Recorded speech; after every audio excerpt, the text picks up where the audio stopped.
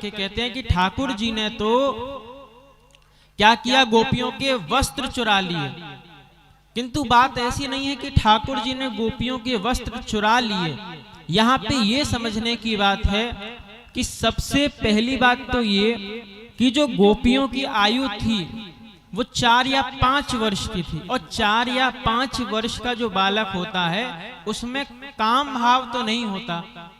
तो ठाकुर जी की आयु 5-6 वर्ष की होगी तो उसमें काम भाव नहीं दिख पड़ता। आज कलयुग में भी यदि 5-6 वर्ष का बालक है तो उसमें काम भाव नहीं आता। इतना सब कुछ होते हुए, इतनी टेक्नोलॉजी होते हुए, आज हमारी जेब के अंदर ही, आज हमारी पॉकेट में ही सारा कचरा भरा हुआ है। एक फोन के माध्यम से यदि आप एक बटन दबाएं तो ना जाने दुनिया भर की क्या क्या जानकारी, क्या क्या गंदी चीजें आपके प्राप्त हो जाएं एक ही बटन से। तो इंटरनेट का और गूगल का दुरुपयोग भी होता है इस भाव में। किंतु आज कलयुग में भी आप देखें तो 5-6 वर्ष के बालक को स्त्री पुरुष का भेद नहीं ज्ञात होता। कलयुग में भी इतनी टेक्नोलॉजी है, इतना सब कुछ है, और वो तो द्वापर युग था। तो द्वापर युग की बात देखिए, वहां पे तो ऐसा तब कुछ नहीं था। वहां पे तो 10-10 वर्ष के बालक नंगे ही डोलते थे।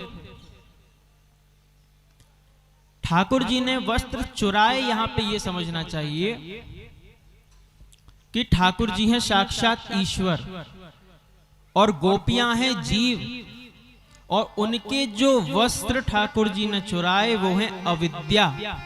अविद्या रूपी वस्त्र का ठाकुर जी ने हरण किया। ठाकुर जी कदम्ब के वृक्ष पर बैठे हुए थे। अच्छा, ये जो गोपियां थी ना, ये कात्यायनी देवी की पूजा करती थी। पूजा क्यों करती थी? हम जब भगवान की सेवा अर्चना पूजा करते हैं तो चाहते हैं कि हम कोई ऐसी वस्तु प्राप्त करें जो हमारे पास नहीं है। ठाकुर जी से हम वो प्राप्त करना चाहते हैं जो नाशवान है, और ठाकुर जी हमको वो वस्तु देना चाहते हैं जो नाशवान नहीं है। माता पिता अपने बच्चों के लिए जो खुशी देखते हैं वो ये चाहते हैं कि इसके पास परमानेंट खुशी हो, और बच्चों को जो लोभ होता है वो छोटी सी खुशी में होता है, जो कि बिल्कुल क्षण भंगुर होती है, आई और गई। ठीक इसी प्रकार से भगवान हमारे लिए उस सुख का विचार करते हैं जो सर्वोत्कृष्ट सुख है। भगवत गीता में कहा गया है सर्वोच्च सुख की प्राप्ति कीजिए, निचले स्तर के सुख की प्राप्ति मत कीजिए। जब आप निचले स्तर के सुख को पहले देखते हैं और ललचा जाते हैं उसमें और भगवान को दोष देते हैं, तो भगवान कहते हैं मैंने सब कुछ तैयार करके रखा है, सब कुछ तैयार ही है, बस तुमको क्या करना है, तुमको थोड़ी सी मेहनत करनी है और तुमको सब कुछ प्राप्त हो जाएगा। यहाँ पे ठाकुर जी ने गोपियों के अविद्या रूपी वस्त्र का हरण किया। कदम्ब के वृक्ष पर ठाकुर जी बैठे थे, और जो ब्रज की गोपियां हैं वो यमुना जल में स्नान कर रही थी। यमुना जल में स्नान करते करते गोपियों ने देखा कि हमारे वस्त्र तो है ही नहीं, हमारे वस्त्र कहाँ गए। और उन्होंने ऊपर देखा तो ऊपर ठाकुर जी बैठे हुए मुस्कुरा रहे थे।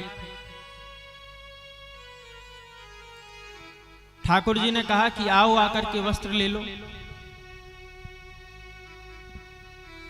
ठाकुर जी ने जान करके किया, क्यों?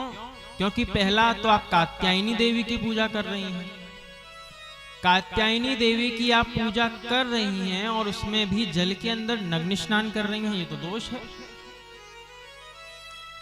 जल का अधिष्ठात्र जो देवता है वो है वरुण, और जल में कभी भी नग्न स्नान नहीं करना चाहिए, देवताओं का अपराध बनता है। जब हम तीर्थ यात्रा आदि में जाते हैं, गंगा जल में स्नान करें, यमुना जल में स्नान करें, तीर्थ यात्रा में विशेषकर ध्यान देना चाहिए कि अपने शरीर को साबुन से नहीं धोना चाहिए। जो तीर्थ यात्रा में जाते हैं, गंगा जल जो होता है जब उसमें हम डुबकी लगाते हैं, केवल अपने शरीर को बिना साबुन के और बिना शैम्पू के धोना चाहिए, केवल एक डुबकी लगानी चाहिए उसमें। गंगा जल में कभी भी मलमूत्र का त्याग नहीं करना चाहिए। जो व्यक्ति गंगा जल में मलमूत्र का त्याग करता है वो व्यक्ति नरकवासी होता है, उसको नरक की प्राप्ति होती। और ठाकुर जी नहीं चाहते थे कि ये गोपियां हैं, कात्यायनी देवी की पूजा कर रही हैं और इनको नरक की प्राप्ति हो और इनकी जो पूजा है उसमें विघ्न हो, इसलिए ठाकुर जी ने शिक्षार्थ ये कार्य किया। और यहाँ पे गोपियां ठाकुर जी से प्रार्थना करती हैं, ठाकुर जी से विनती करती हैं, श्याम सुंदर ते दास्या करवाम तवोदितम देहि वांशांशि धर्मज्ञ नो चेदराज्ञ ब्रुवामहे। यहाँ पे ध्यान देना कि गोपियां 4 प्रकार की हैं। अब 4 प्रकार की जो गोपियां हैं उनका स्वभाव भी अलग अलग है और अपने स्वभाव के अनुसार चारों प्रकार की गोपियां ठाकुर जी की स्तुति करते हुए कहती हैं कि श्याम सुंदर ते दास्या, माने कि जो शूद्र वर्ण की गोपियां हैं वो अपने आप को श्याम सुंदर की दासी बताती हैं, और जो क्षत्रिय कुल की गोपियां हैं वो थोड़ा क्षत्रियत्व दिखाती हैं। तुम यदि हमारे वस्त्र नहीं दोगे तो नंद बाबा से जाके शिकायत कर देंगे, तुम्हारी धमकी देती हैं ठाकुर जी को, जल्दी से हमारे वस्त्र हमको वापस कर दो, नहीं तो अभी नंद रानी के महल में जाएंगी। ठाकुर जी कहते हैं जाओगी कैसे, वस्त्र दूंगा तो जाओगी और वस्त्र दूंगा नहीं तो जाओगी कैसे।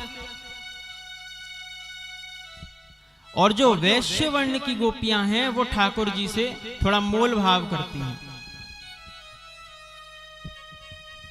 और जो ब्राह्मण वर्ण की गोपियां हैं उनका स्वभाव थोड़ा सरल है। वो ठाकुर जी से विनती करती हैं कि हे श्याम सुंदर हमारे वस्त्रों को दे दो।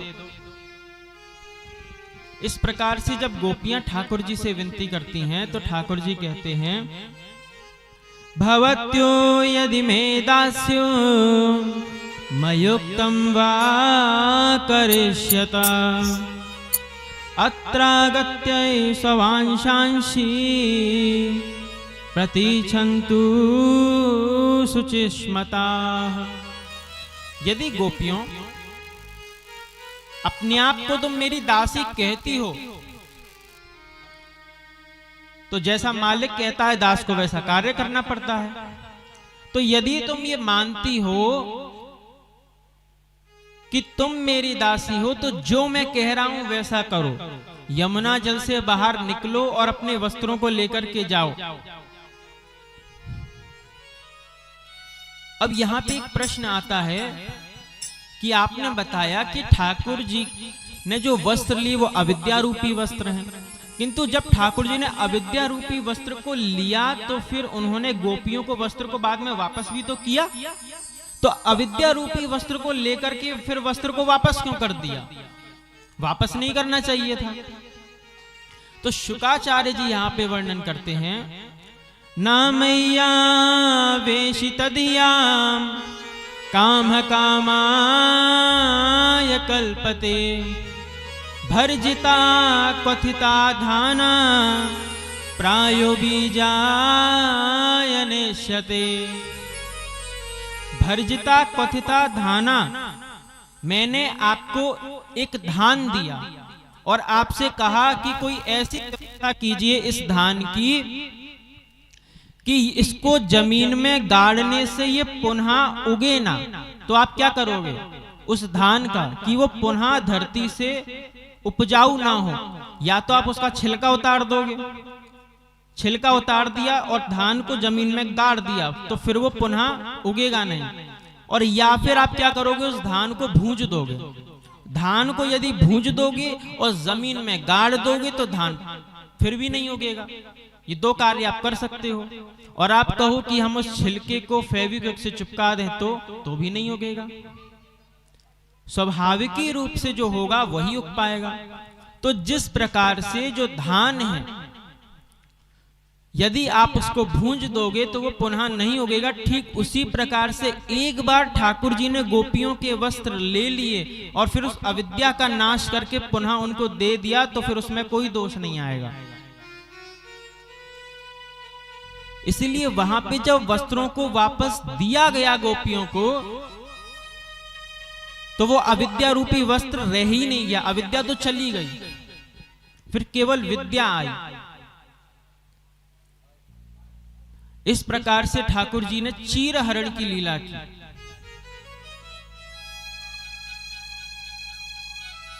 भगवान पिता रात्रि शरदोत्फुल्ल मल्लिका वीक्षैरन्तुं मनश्चक्रे योग मायामुपाश्रिता। भगवान अपि तारात्रि, आगे चल के भगवान की रासलीला का वर्णन आता है। तो क्या कहा गया? भगवान अपि तारात्रि। भगवान शब्द का अर्थ क्या है? भगवान का अर्थ है जिसके अंदर 6 गुण होते हैं, वो भगवान। 6 गुण कौन से होते हैं?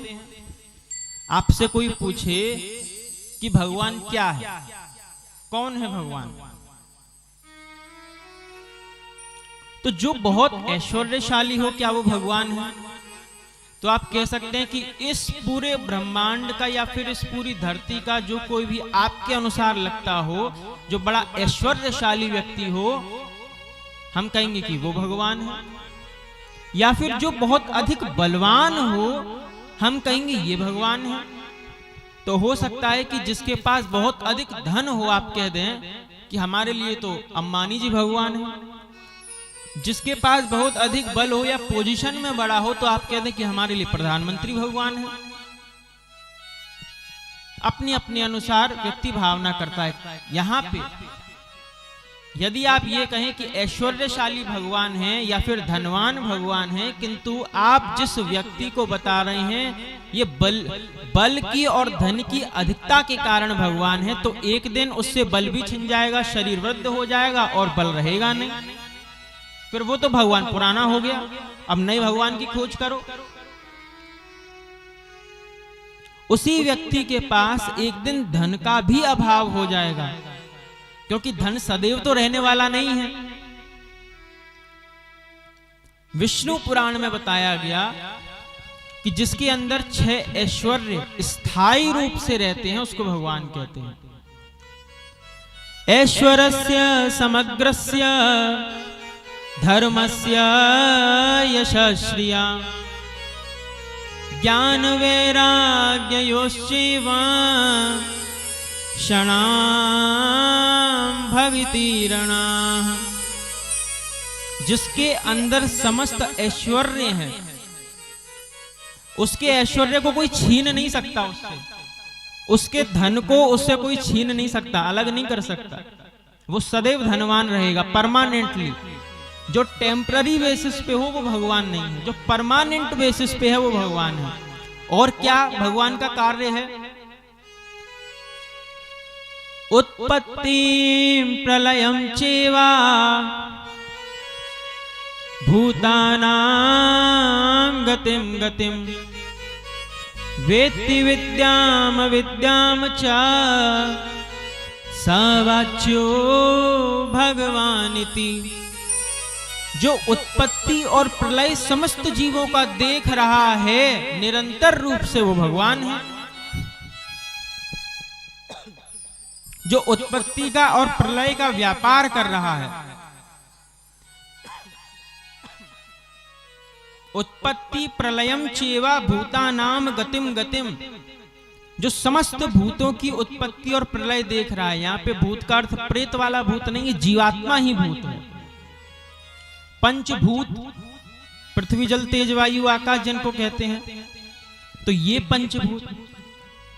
और देखिए, हम केवल कुछ ही जीवों की उत्पत्ति देख सकते हैं और कुछ ही जीवों का नाश देख सकते हैं।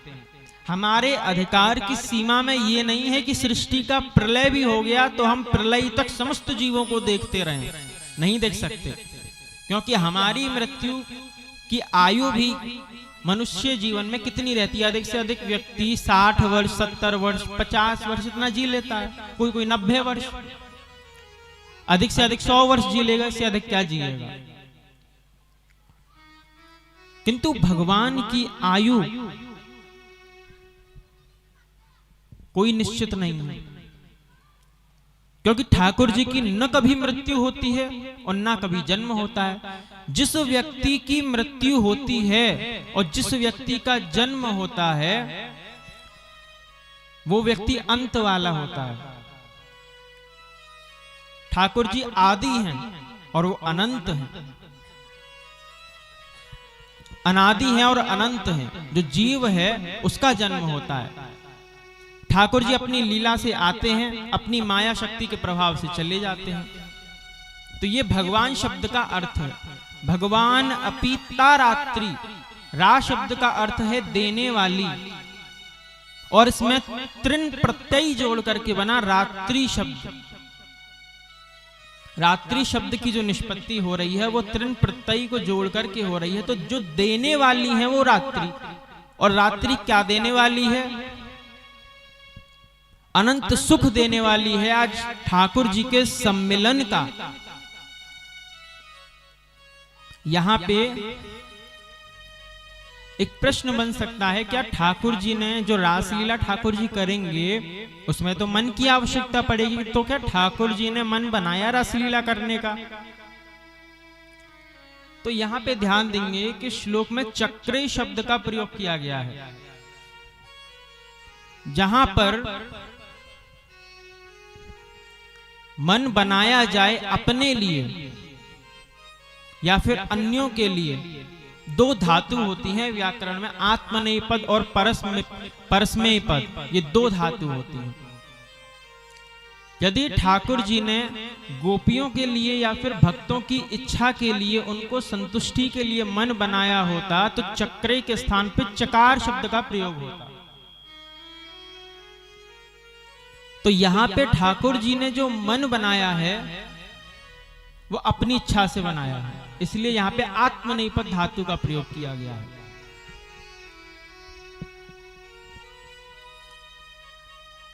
शरदोत फुल्ल मल्लिका शरदायाम अपि उत्फुल्लानि मल्लिकोपलक्षितानि याशुताः। शरद की पूर्णिमा में ठाकुर जी ने रास विहार किया, और शरद की पूर्णिमा में अनेका अनेक पुष्प हैं वो खिल गए, और अनंत रात्रियों का समावेश एक रात्रि में हो गया। जो अनंता अनंत रात्रियां होती हैं वो अनंता अनंत रात्रियां एक रात्रि में आकर के मिल गई। वो सारी रात्रि जब एक रात्रि में आकर के पधारी, तो यहां पे एक और शब्द का प्रयोग हुआ, योग माया मुपाश्रिता। योग माया का अर्थ यहां पे बताया कि भगवान ने योग माया का आश्रय लेकर के रास विहार किया। योग माया कौन है? योग माया भगवान की शक्ति है। करपात्री जी महाराज ने अपने ग्रंथ भक्ति सुधा में रासलीला का वर्णन करते हुए योग माया शब्द का अर्थ राधा रानी किया है। तो योग माया का अर्थ राधा रानी भी है, माने कि ठाकुर जी ने अपनी जो आह्लादनी शक्ति है राधा रानी जी, उनका आश्रय लेकर के रास विहार किया।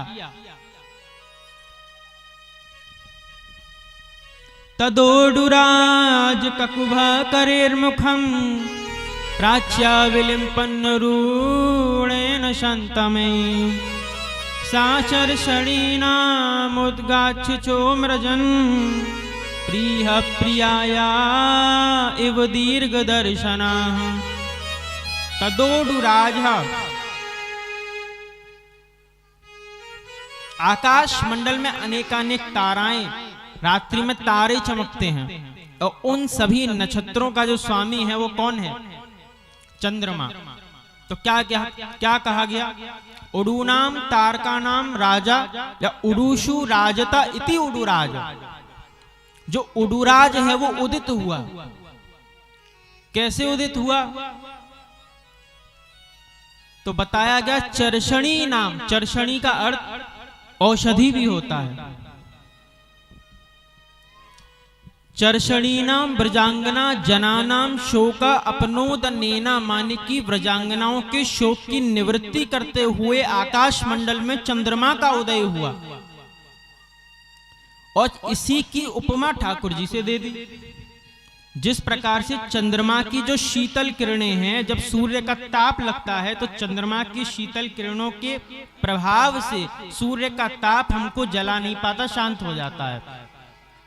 तो ठीक इसी प्रकार से ब्रजांगनाओं के अंदर जो शोक और दुख था, उस ताप का निवारण करने के लिए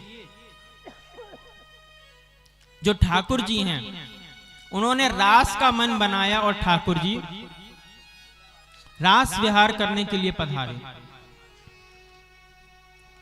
निशम्य गीतम तदरंगवर्धनम व्रजस्त्रिया कृष्ण गृहीत मानसा, आजग्मुरन्योन्मल्सितोद्यमा सा यत्र कांतो जबलोल कुंडला। ठाकुर जी ने आज शरद पूर्णिमा की रात्रि में अपनी मुरली की मधुर तान छेड़ी है, और जैसे ही ठाकुर जी ने मधुर तान छेड़ी है, सभी गोपियों ने उस तान को सुना। और आश्चर्य की बात तो यह है, ठाकुर जी की जो मुरली है, जो ठाकुर जी ने बजाई, उसकी आवाज केवल गोपियों को सुनाई दी। अब देखिए, यदि हम किसी व्यक्ति से प्रेम करते हैं तो हम चाहते हैं कि यदि हम उसको कोई प्रेम पत्र लिखें, तो प्रेम पत्र किसी अन्य व्यक्ति के हाथ में नहीं लगना चाहिए।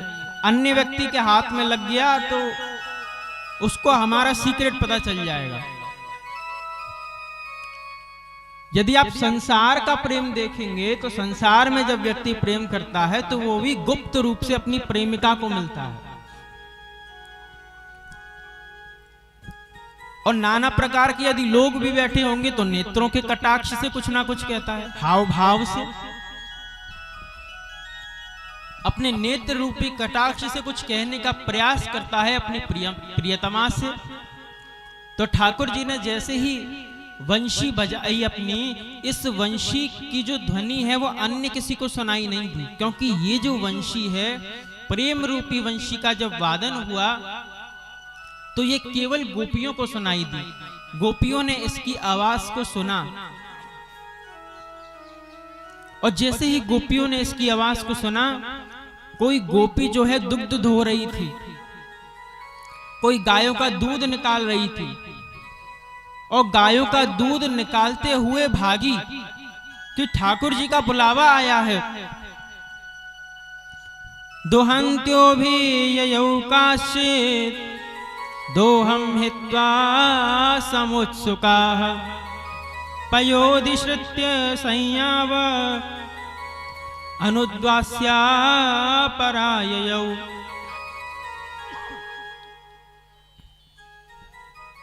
जो व्यक्ति गाय माता का दूध दोह रही थी, वो गोपी भागी, और लिखा है अंजन्त्य काश्य लोचने, जो गोपी आंखों में काजल लगा रही थी, वो काजल को लगाते लगाते भागी, और जो काजल है उसकी आंखों से ऐसे नीचे लग गया तो डिजाइन बन गई। और कोई जो गोपी थी वो वस्त्र पहन रही थी, वस्त्र पहनते पहनते भागी, वस्त्र पहन नहीं पाई, इस प्रकार से भागी। अंतर्ग्रही गता काश्चित् गोप्यो लब्ध विनिर्गमाः कृष्णं तद्भावना युक्ता दध्युर्मीलित लोचनाः। जब गोपियां जा रही थी उस समय उन सभी के पतियों ने गोपियों को पकड़ करके अपने कमरे में बंद कर दिया। आज तो संसार के समस्त दुख भी कांप उठे। कोई व्यक्ति जब किसी से प्रेम करता है और फिर उसको अपने प्रेमी के पास जाने से रोका जाए तो उस व्यक्ति की क्या दशा होगी। वो व्यक्ति तड़पेगा जिस प्रकार से जो मीन है वो जल के बिना तड़पती है। अमुक व्यक्ति ने मुझे जल से बाहर निकाल दिया। मछली का जैसा प्रेम जल से है, चकोर का जैसा प्रेम चंद्रमा से है, ठीक उसी प्रकार से गोपियों का प्रेम ठाकुर जी से है। जो प्रेम गली में आया नहीं, प्रियतम का ठिकाना क्या जाने। जो प्रेम गली में आया नहीं, प्रियतम का ठिकाना क्या जाने। प्रेम गली, प्रेम गली में जैसे ही जो गोपी हैं वो पधार रही थी, जो गोपियां हैं वो प्रेम गली में थी, किंतु उनके जो पति हैं वो प्रेम गली में नहीं थे। अब उनको क्या पता कि प्रेम में कैसी दशा होती है। उनको ज्ञात नहीं था कि प्रेम में इन गोपियों की कैसी दशा हो रही है। आज तो संसार के जो समस्त दुख हैं वो भी कांप उठे कि इतनी विरह वेदना तो हम भी किसी व्यक्ति को भूलोक पर नहीं दे सकते। जितनी व्यथा, जितना दुख, जितना संताप, जितना कष्ट आज इन गोपियों को हो रहा है। कृष्ण प्रेम ऐसा है कि यदि सांसारिक प्रेम को भी देख लें और यदि संसार में कोई व्यक्ति रोक दे अपने प्रेमी से मिलने के लिए, तो वो व्यक्ति भी विचलित हो जाता है, बड़ा घबरा जाता है और अपनी प्रियतमा से मिलने के लिए नाना प्रकार के यत्न, नाना प्रकार के उपाय करने लगता है कि कोई तो उपाय हो जिसके कारण मैं अपने प्रियतम से मिल पाऊं। कोई मुझे अपने प्रियतम के पास जाने से रोक नहीं सकता। तो सभी जितने दुख थे संसार के, जितने बड़े से बड़ा कष्ट हो सकता है और जितने प्रकार के नरक हो सकते हैं, वो सब कांप उठे, वो सब कांपने लगे। और जैसे ही वो कांपे और गोपियों का जो मन था, इसमें लिखा है, सुखदेव जी बोल रहे हैं, जहुर गुणमयम देहम, जो प्राकृत शरीर था उसको छोड़ करके गोपियों का जो नवीन शरीर है उससे उन्होंने रास विहार किया। जो प्राकृत शरीर था उसकी आवश्यकता पतियों को थी, किंतु जो गोपियों का मन है वो मन तो ठाकुर जी में ही लगा था। आपके शरीर की आवश्यकता संसार को है, आपके मन की आवश्यकता संसार को नहीं है। आज गोपी ने अपने उस प्रेम का प्रदर्शन किया है। जब गोपियां कात्यायनी देवी की पूजा कर रही थी, तभी से वो धीरे धीरे धीरे धीरे जो उनका प्राकृत देह था वो गलने लगा, क्योंकि जो भगवत आराधना है वो प्राकृत देह से नहीं होती, वो अप्राकृत देह से होती है। और गोपिकाओं को अप्राकृत देह की प्राप्ति हुई। गोपियों को अप्राकृत देह मिला और उस अप्राकृत देह से उन्होंने रासलीला की। दुस्सहा पृष्ठ विरहा तीव्रताप धुता शुभा, ध्यान प्राप्ता च्युताश्लेष निर्विद्या क्षीण मंगला। सभी लोग जानते हैं, कहते हैं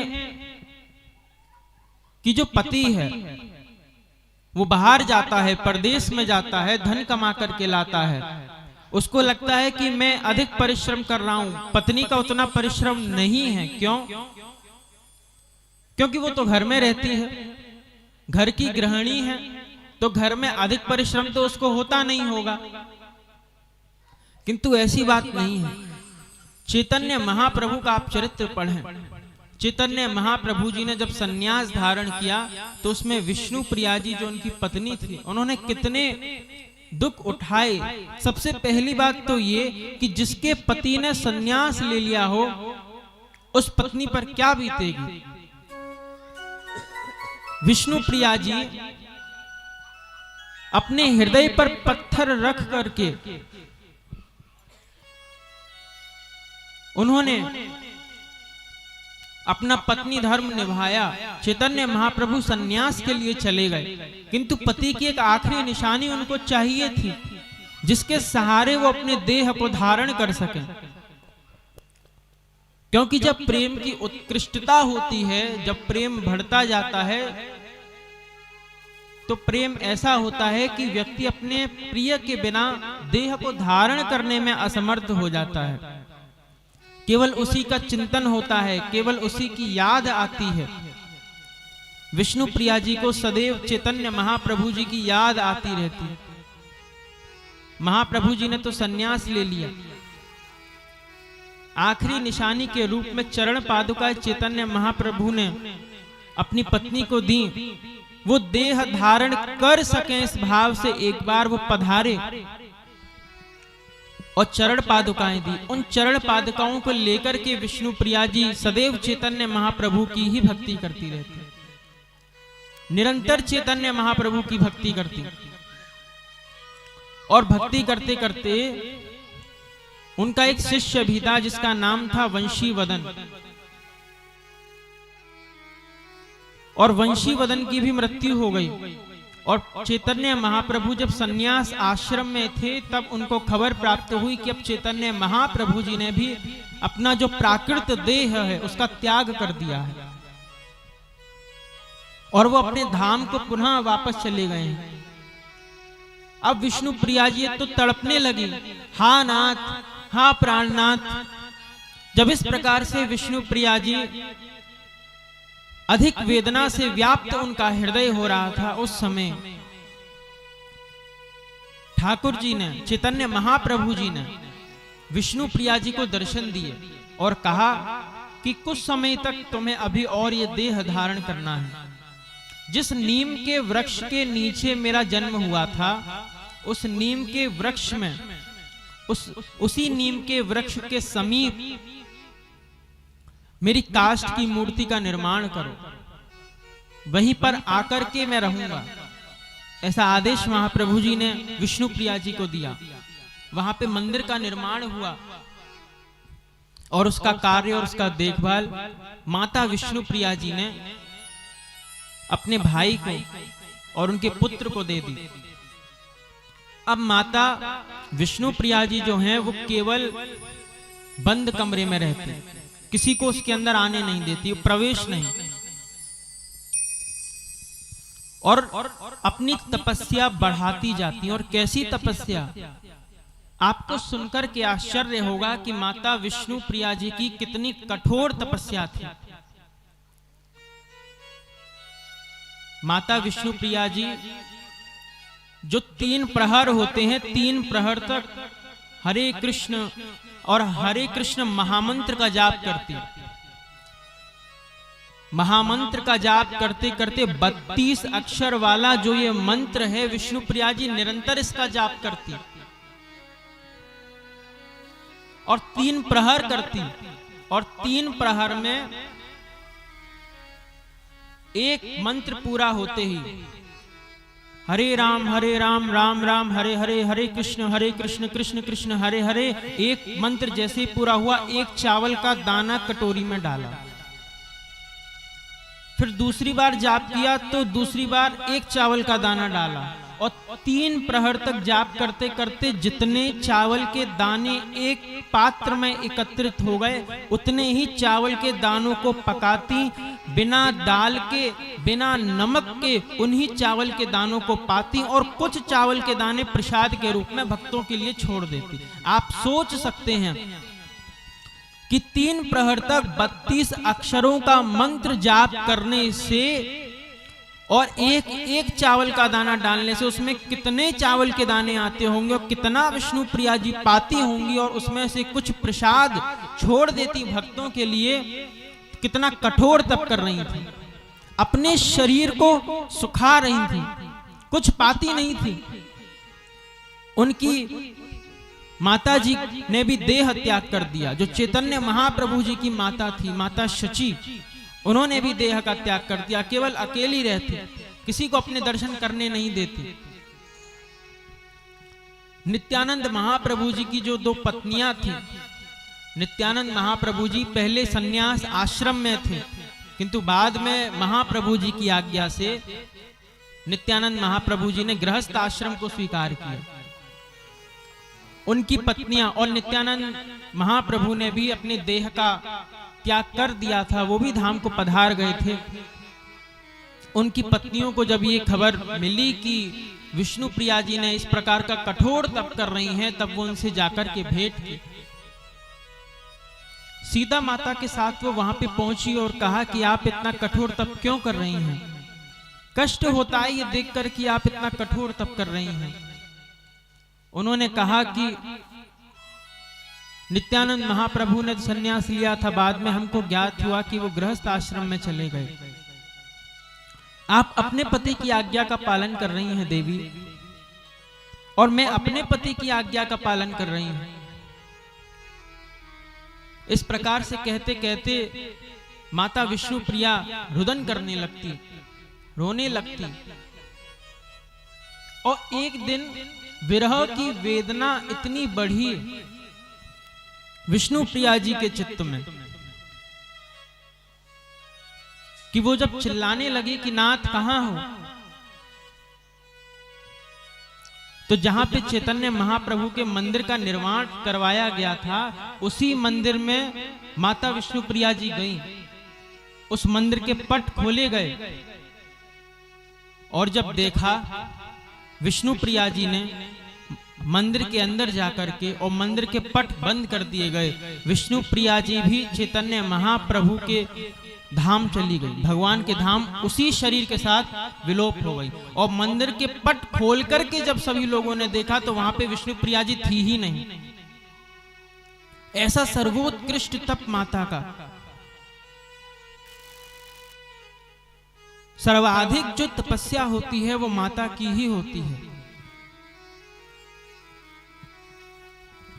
नाना प्रकार के व्रत रख करके वही व्रतों की महिमा को बढ़ाती हैं। तपस्या करके, अपने शरीर को सुखा करके, पति के लिए और बच्चों के लिए भोजन पकाती हैं। हमारे लिए रहे अथवा ना रहे, किंतु पति के लिए वस्तु रहनी चाहिए, बच्चे के लिए रहना चाहिए, ऐसा विचार करती है। तपस्या ही तो है। सभी जो वेदना थे, सभी जो दुख थे, कांप गए। और गोपियां पधारी जंगल की ओर। ठाकुर जी ने गोपियों से कहा, स्वागतम वो महाभागा प्रियम किम करवाणि वा ब्रजस्यानामयं कश्चित् भ्रूतागमन कारणम। स्वागतम वो महाभागा। ठाकुर जी ने कहा कि गोपियों आओ आओ, आपका स्वागत है गोपियों। देखिए ठाकुर जी ने जाप किसका करवाया? जो माता विष्णु प्रिया जी थी, किसका जाप करती थी? महामंत्र का जाप करती थी। 32 अक्षरों वाला मंत्र, बड़ा प्रभावशाली वेदों का मंत्र है, कली संतरणों उपनिषद का मंत्र है।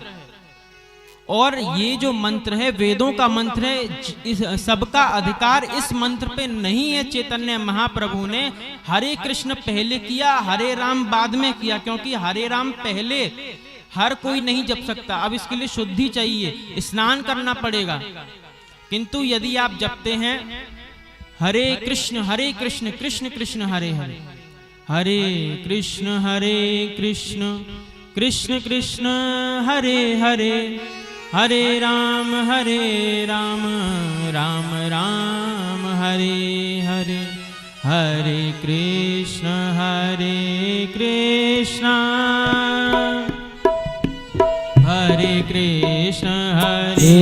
कृष्ण कृष्ण कृष्ण हरे हरे, हरे राम राम राम हरे हरे, हरे कृष्ण कृष्ण हरे कृष्णा कृष्ण कृष्ण हरे हरे हरे राम राम राम हरे हरे हरे कृष्ण कृष्ण कृष्ण हरे हरे हरे राम राम हरे हरे हरे कृष्ण कृष्ण कृष्ण हरे हरे हरे राम राम हरे हरे हरे कृष्ण कृष्ण कृष्ण हरे हरे हरे राम राम हरे हरे हरे कृष्ण कृष्ण कृष्ण हरे हरे हरे राम राम हरे हरे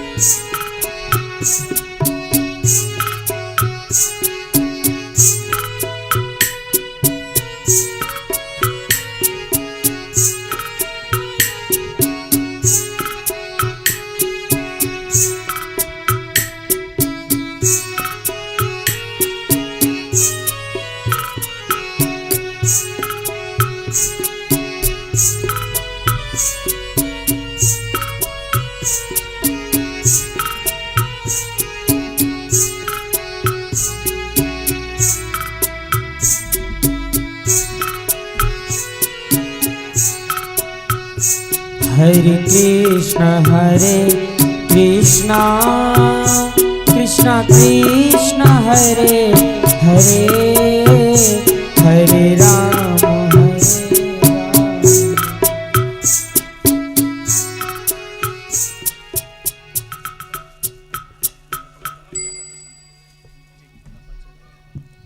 हमारा नाम युगल किशोर शास्त्री है और यहाँ पे 25 नवंबर से श्रीमद् भागवत महापुराण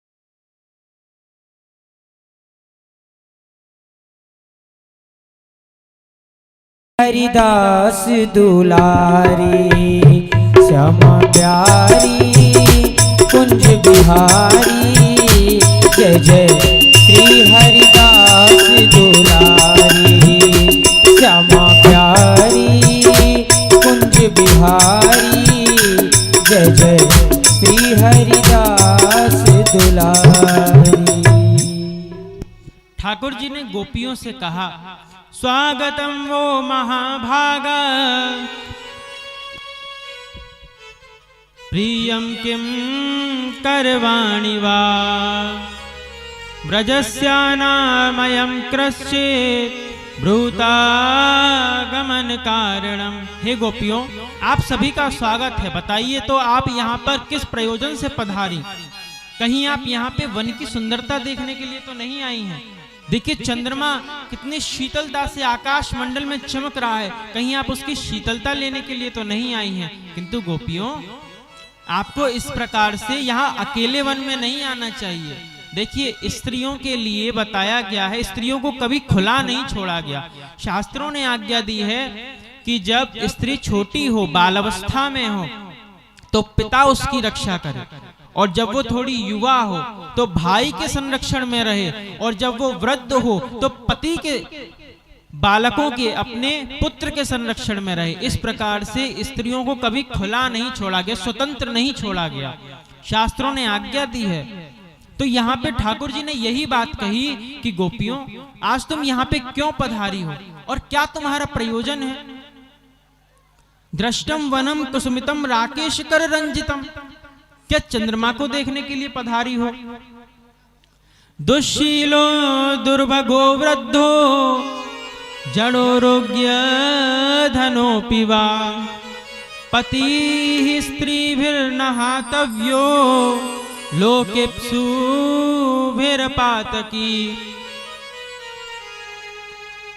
दुश्शीलो दुर्भगो वृद्धो, यहाँ पे बताया गया जो कुलीन स्त्रियों के लक्षण हैं। ठाकुर जी यहाँ पे प्रवचन कर रहे हैं गोपियों से और कह रहे हैं जो कुलीन स्त्रियों के लक्षण होते हैं, कुलीन स्त्रियां कभी भी अपने पति को छोड़ करके अकेली कहीं नहीं जाती। और आप पति को छोड़ करके यहाँ पे अकेली क्यों आ गई देवियों? आपको ये शोभा नहीं देता कि आप घर पे पति को छोड़ करके यहाँ अकेली आई हैं। देखिए यहाँ पे ठाकुर जी के कहने का भाव क्या है, इस बात को बहुत ध्यान से समझिएगा। यहाँ पे कुछ जो गोपियां हैं वो थोड़े कच्चे मन की हैं। अब जो कच्चे मन की होगी, ठाकुर जी की ये बात सुनेगी कि यहाँ पे आना तुम्हारे लिए उपयुक्त नहीं है, वो घर चली जाएगी।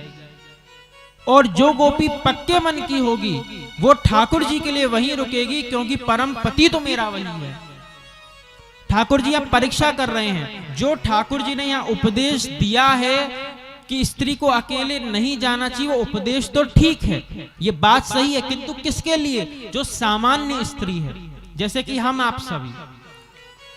ये हम आप सभी के लिए ठाकुर जी यहाँ पे उपदेश करते हैं। किंतु जिसका मन बिल्कुल पक चुका है, जिसकी स्थिति रसमय हो चुकी है, उसको फिर किसी की आवश्यकता नहीं रहती। और गोपी ठाकुर जी से कहती है, मेवं विभोर हति भवान गदितुम निशंसम संतज्य सर्व विषयांस्तव पादमूलम भक्ता भजस्व दुर्वग्रह मात्यजास्मान देवो यथादि पुरुषो भजते मुमुक्षुन। प्रभु आपको तो बड़े बड़े मुमुक्षु जन भजते हैं। आप स्वतंत्र हैं, आप किसी के परतंत्र नहीं हैं, किंतु हम तो जीव हैं, हम परतंत्र हैं।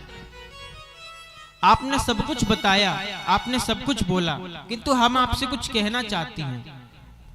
बोले कहो क्या कहना चाहती हो? अच्छा ये बताइए कि आपने पतिव्रता नारियों के लिए उपदेश किया कि स्त्रियों को ऐसा करना चाहिए। अब मैं आपसे प्रश्न करती हूं कि श्याम सुंदर मुझे बताइए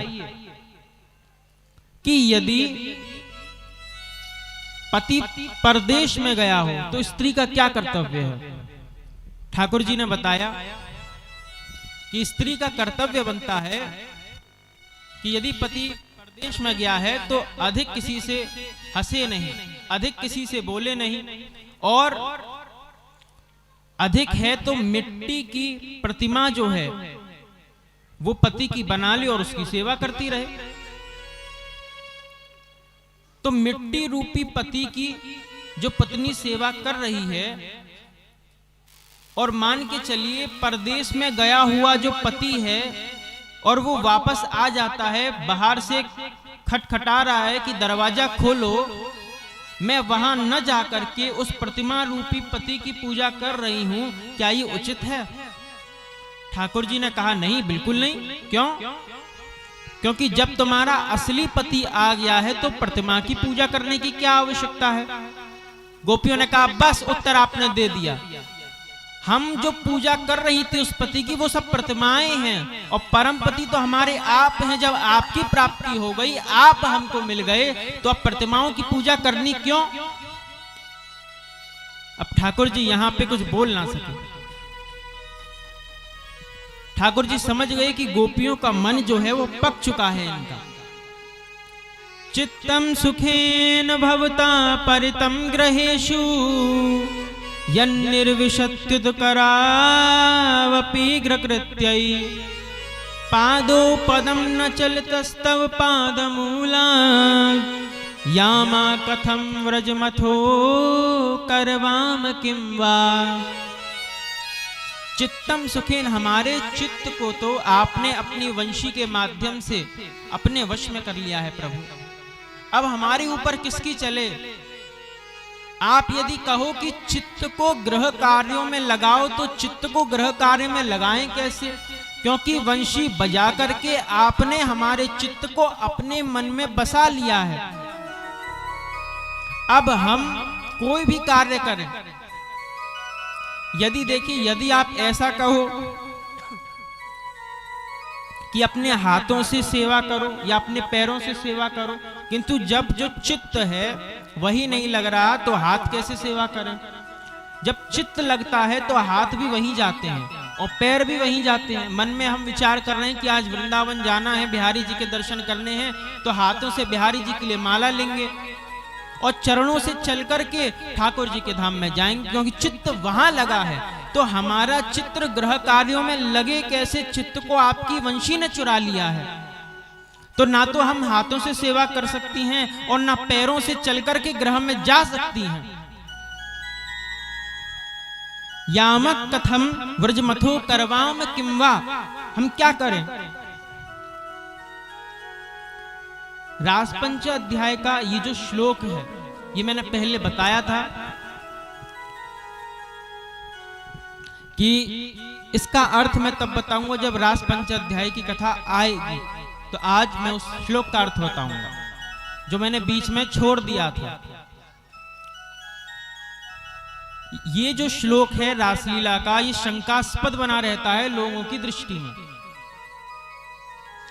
बाहु प्रसार परिरंभ कराल कोरु निविस्तनालभ नर्म नखाग्रपाते श्वैल्यावलोक हसते व्रज सुंदरीणा मुक्तम भयम रतिपतिम रमयांचकार।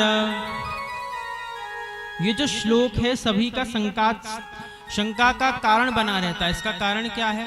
बाहु प्रसार परिरंभ कराल कोरु, माने कि जब ठाकुर जी ने गोपियों के साथ रास विहार का मन बनाया तो कामदेव पधारे, और कामदेव जब पधारे, कामदेव ने कहा कि ठाकुर जी मैं आपको परास्त करूंगा। कैसे परास्त करूंगा? अनेक गोपियों के मध्यस्थ आप जब होंगे तब आपको परास्त करूंगा। ये वही कामदेव है जिसको भगवान शिव ने अपने त्रिनेत्र से भस्म कर दिया था, और फिर बाद में वरदान दिया कि तुम मेरे पुत्र प्रद्युम्न के रूप में आओगे, उनकी पत्नी की प्रार्थना पर। अब ये कामदेव शंकर जी से इसको प्रसाद मिल गया, अब ये प्रसाद लेने पहुंचा ठाकुर जी के पास। शंकर जी ने इसको परास्त कर दिया था। गोपियों के मध्यस्थ में ठाकुर जी हैं, और जितनी गोपियां हैं ठाकुर जी ने उतने स्वरूप बनाए हैं। सभी गोपियों को ठाकुर जी आनंद दे रहे हैं, सुख प्रदान कर रहे हैं।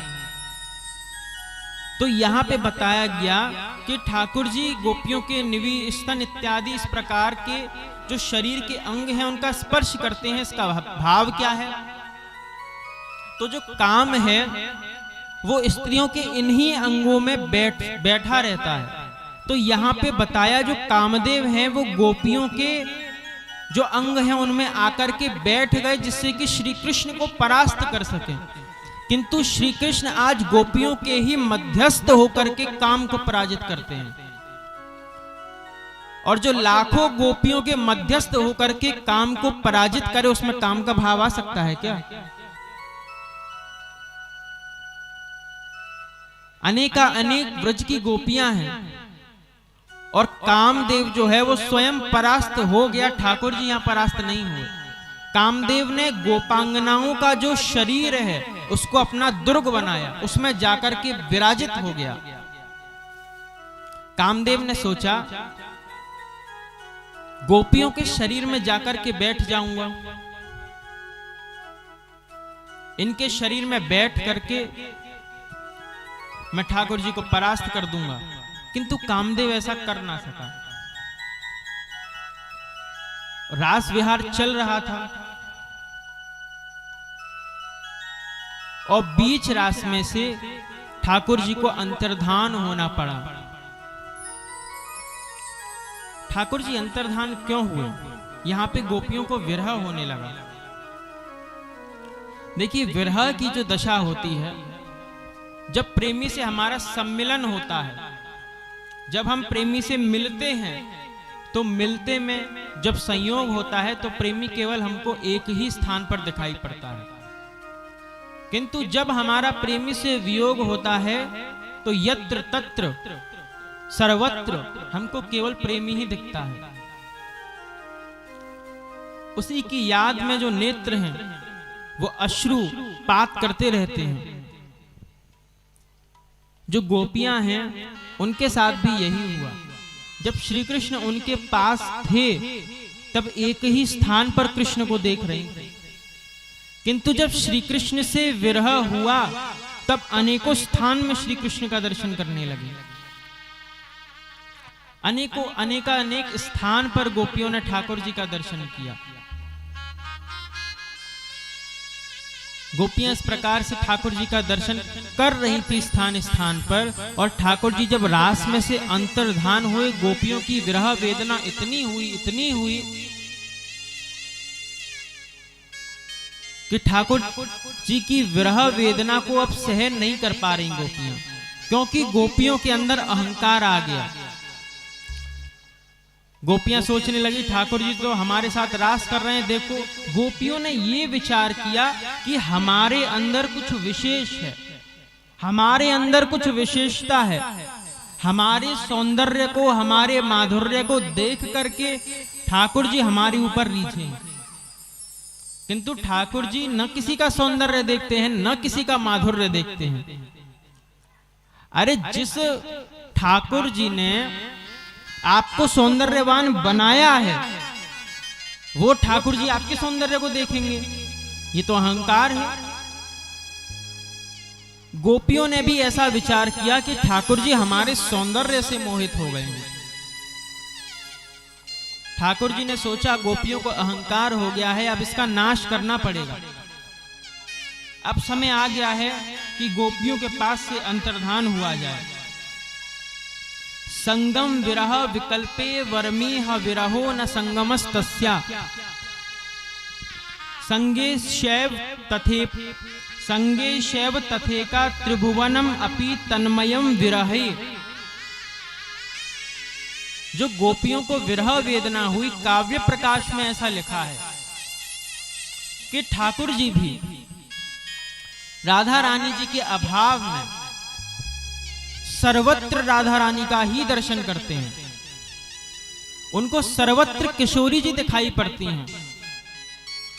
प्रासादेसा दिशि दिशि च सा पृष्ठता सा पुरासा पर्यंके सा पथि पथि च सा तद्वियोगातुरस्य हम हो चेता प्रकृतिर्परा नास्ति में कापि सासा सासा सासा जगति सकले कोयम द्वैतवाधा। ये अद्वैती का अद्वैत है। जो प्रेम होता है तो वहां पे दो लोग रह ही नहीं जाते, वहां पे केवल एक हो जाते हैं। गत्यानुराग स्मित विभ्रमे छिते मनोरमालाप विहार विभ्रमे आक्षिप्त चित्ताः प्रमदारमापते तास्ता विचेष्टा जग्रहोस्तदात्मिका। भगवान श्री कृष्ण की गजराज जैसी चाल है और उस गजराज जैसी चाल को गोपियां देखती हैं। आप गोपियों को ज्ञात हुआ ठाकुर जी वास्तविकता में हमारे सौंदर्य माधुर्य पर मोहित नहीं हुए थे, हम ही थी जो ठाकुर जी पर मोहित हुई थी। किंतु हमने गलत धारणा बना ली कि ठाकुर जी मेरे श्याम सुंदर जो हैं वो मुझ पर रीझ गए हैं। अपने सौंदर्य को और अपने माधुर्य को कभी ये नहीं सोचना चाहिए कि हम इतने सौंदर्यवान हैं। यदि आप ऐसा विचार करते हैं तो एक समय पे आके आपकी जो सौंदर्यता है वो देखिए ढल जाती है। आपके पास कुछ भी हमेशा के लिए नहीं है। व्यक्ति को ये विचार करते रहना चाहिए कि हमारे पास कुछ भी हमेशा के लिए नहीं है और रहने वाला भी नहीं है। इसलिए केवल प्रेम ही अपने पास रखना चाहिए। आप प्रेम यदि अपने पास रखते हैं तो वो प्रेम ही है जिसके कारण ठाकुर जी रीझते हैं। ठाकुर जी और किशोरी जी जब चौसर खेलते हैं आपस में तो ये भावना रहती है प्रेम में कि मेरा प्रियतम ही जीते। प्रेम में ऐसी भावना नहीं होती कि मुझे अपने प्रियतम से कुछ चाहिए, बल्कि उसमें देने की भावना होती है।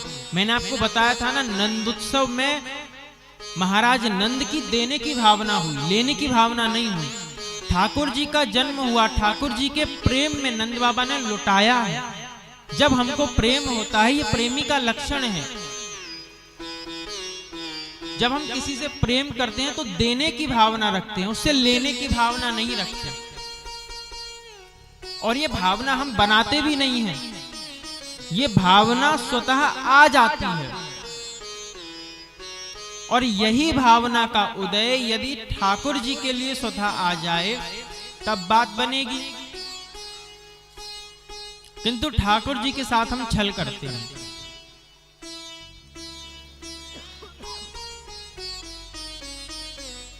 यदि ठाकुर जी से वास्तविकता में हम प्रेम कर रहे हैं और हम ठाकुर जी के प्रेमी हैं और अपने प्रियतम को रिझाना चाहते हैं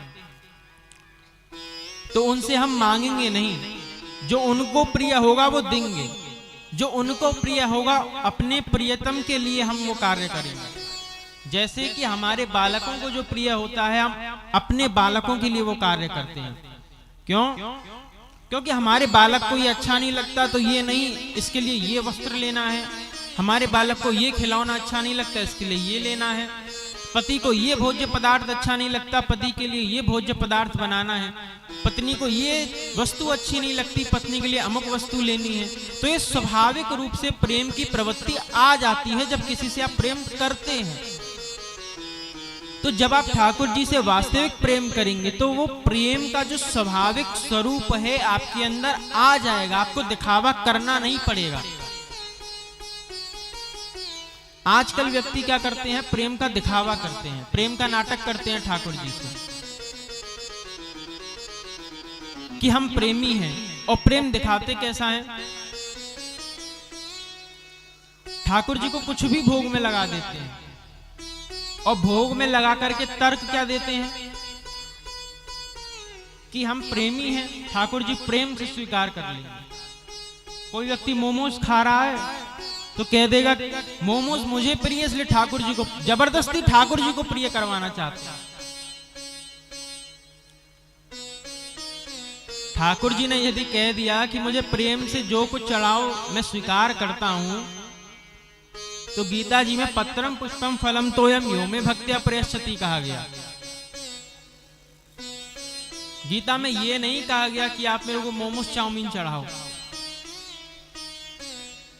ये तो देखिए हम कितना दिखावा करते हैं। जीवा का स्वाद लेना है हमको, किंतु वहां पे टैग लगाना है ठाकुर जी का। ऐसा कुछ लोग करते हैं ना कि कार्य हमको कुछ करना है और उस कार्य को दिखाते हुए टैग किसी चीज का लगा देते हैं और करते कुछ है।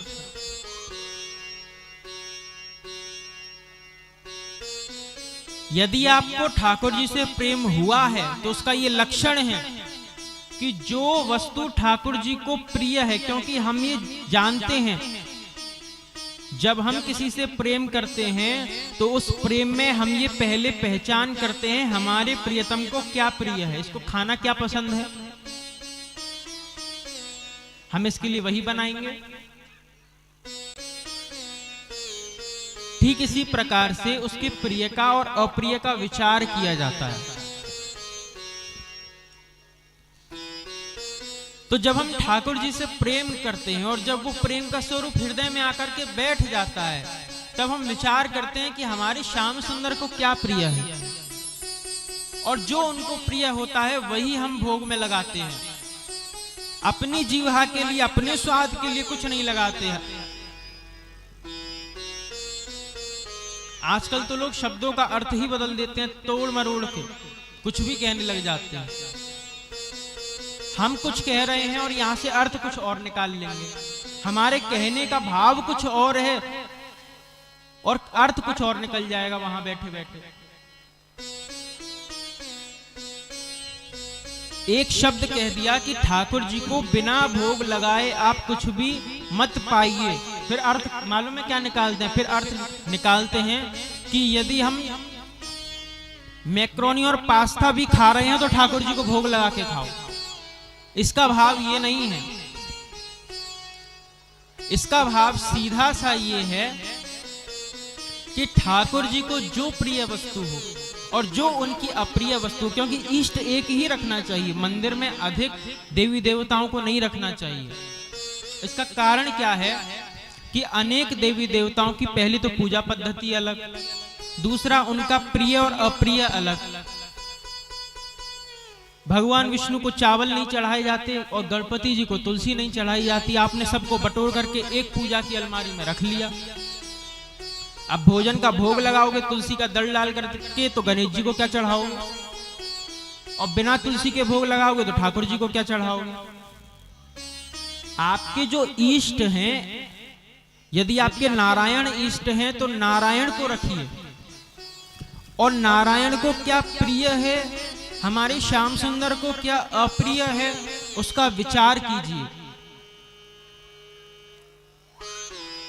उसका विचार करके उनको भोग लगाइए, उनकी सेवा कीजिए कि इनकी सेवा में हम क्या कर सकते हैं।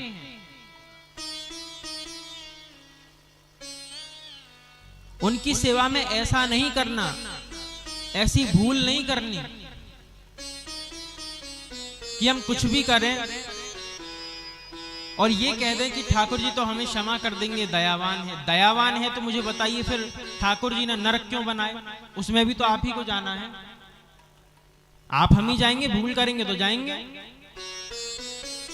यदि ठाकुर जी बहुत दयावान है तो जो व्यक्ति सिद्धांत का त्याग करता है उसके लिए नरसिंह भी है।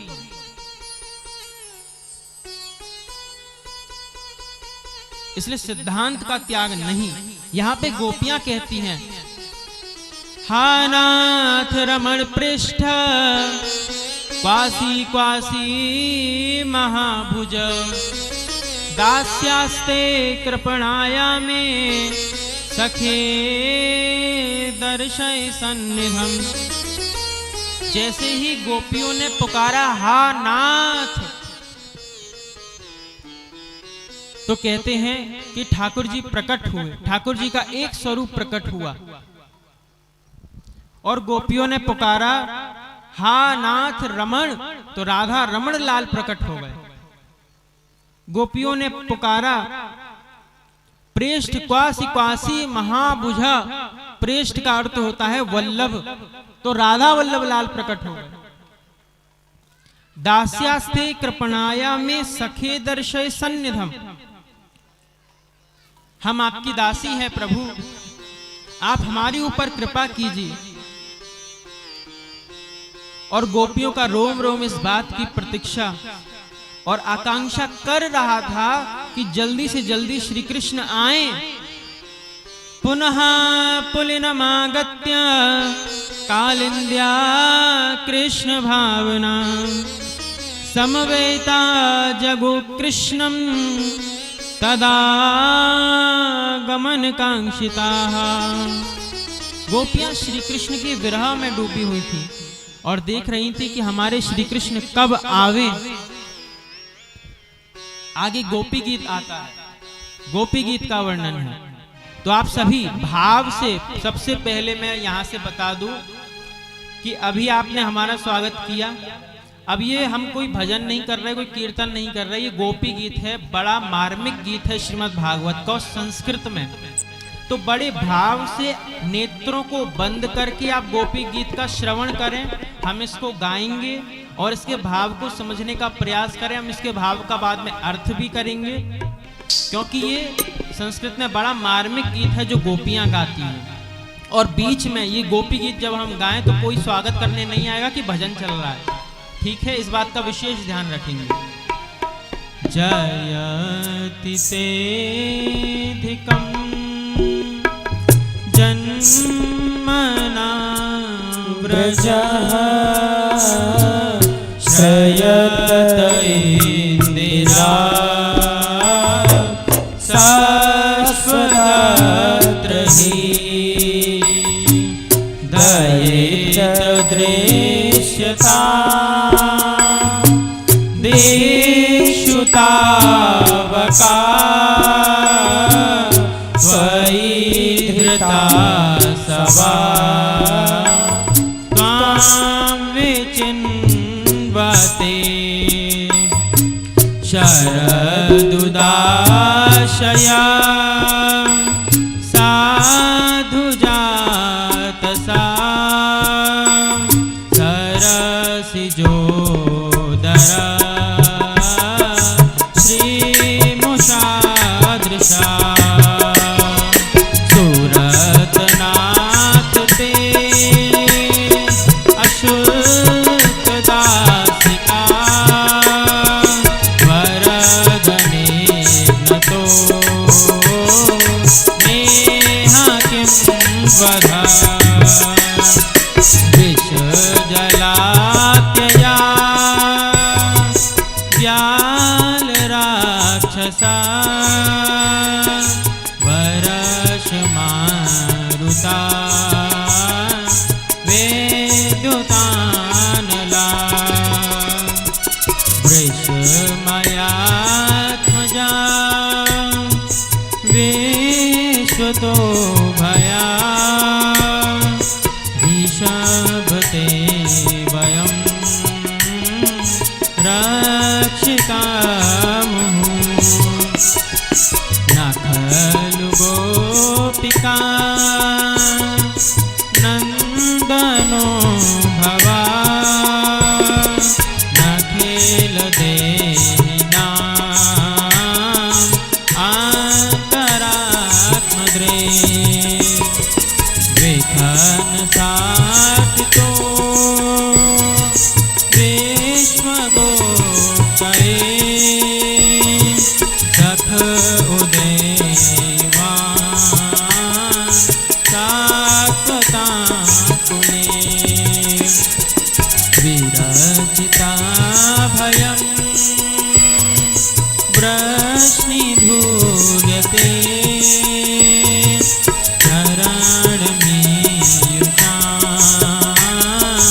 संस्रते भया करशरोरुहं कान्तकामदम्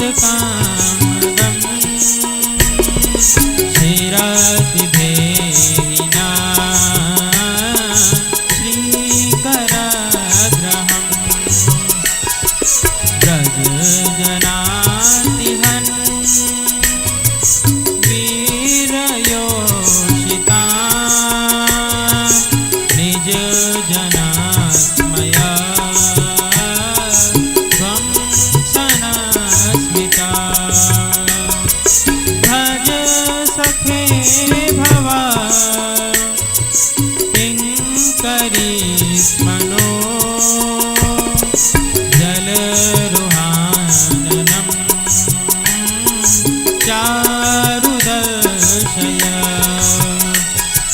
प्रणत देहिना पाप कर्षणम् ऋणचरानुगम् श्रीनिकेतनम् फणिफणार्पितम् ते पदाम्बुजम् रणुकुचेषु नः क्रन्दिः क्षयम् मधुरया गिरा वल्गुवाक्यया बुधमनोज्ञया पुष्करेक्षणा विधिकरीरिमा वीरमुयति रधरसेहुना याययस्वना तव कथामृतम् तप्तजीवनम् कविभिरीडितम् कल्मषापहम् श्रवणमङ्गलम् श्रीमदाततम् भुवि गृह्णन्ति ते भूरिदा जना प्रहसितं प्रिया प्रेमवीक्षणम् विहरणं गते ध्यानमङ्गलम् रहसि संविदो या हृदि स्पृशा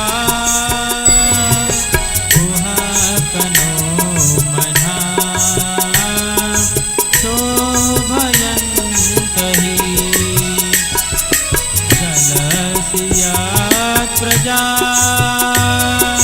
चारयन् पशु नलेन सुन्दरम् नाथ ते पदम् शीलतृणां पुरे सीदतीतिना कलिलतां मना तान्तगच्छति परीक्षये नीलकुन्तले वनरुहाननम् बेभ्रदावृतम् घनरजस्वलम् दर्शयन् मनसि नास्मरम् वीरयच्छसि प्रणतकामदम् पद्मजार्चितम् धरणिमण्डनम् ध्येयमापदि चरणपङ्कजम् शन्तमं च ते रमणनायकम्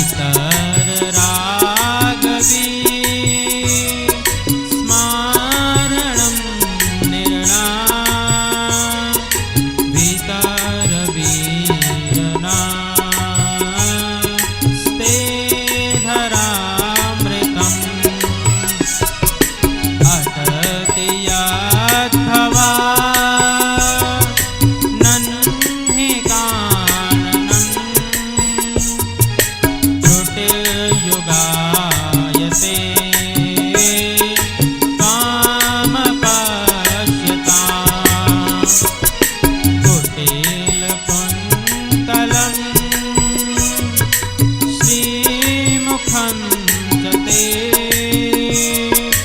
जड उदीश्रिता पश्मकृदृशा पतिसुतान्वय धात्रबान्धवा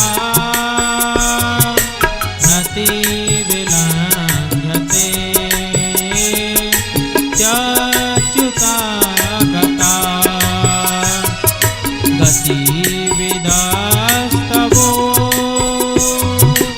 गीतमोहिता हितवयोषिता स्तैजेन्निशि रहसि संविदम् हेच्छयोदयम् प्रहसिताननं प्रेमवीक्षणम् बृहदुराश्रियो वीक्ष्यधाम ते मुहुरति स्पृहा मुह्यते मनः व्रजवनोकसां व्यतिरङ्गते व्रजिह्नञ्जलं विश्वमङ्गलम् त्यजमनात् च नास्त्वत्स्पृहा मनां स्वजन्महृद्रुजां यन्निषूदनम्